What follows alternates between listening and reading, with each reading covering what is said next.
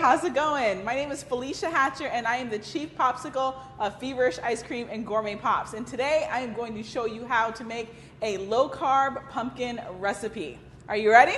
Because I'm ready. So we're going to start, if you're lucky and you're in the fall season, you'll have some fresh pumpkins to work with, but you can also work with store-bought pumpkin puree. So you're going to need about 4 cups of pumpkin puree.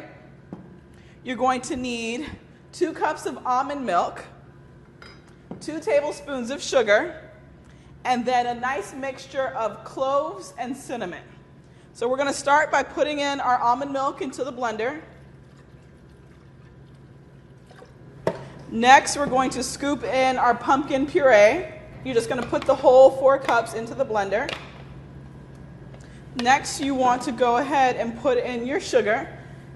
And when making frozen treats, you always want it to be a little bit sweeter than you would normally make like a regular drink or a regular treat, because some of the sweetness evaporates inside the freezer. And then last but not least, you're going to put in your cloves and your cinnamon mix.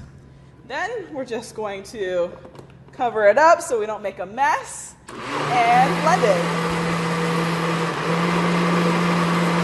And then we're just going to pour the mixture into our molds.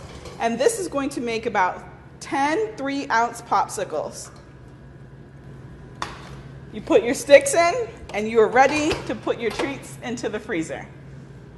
And there you have it, your low-carb pumpkin recipe. My name is Felicia Hatcher, and I am the Chief Popsicle of Feverish Ice Cream and Gourmet Pops, and I'll see you next time.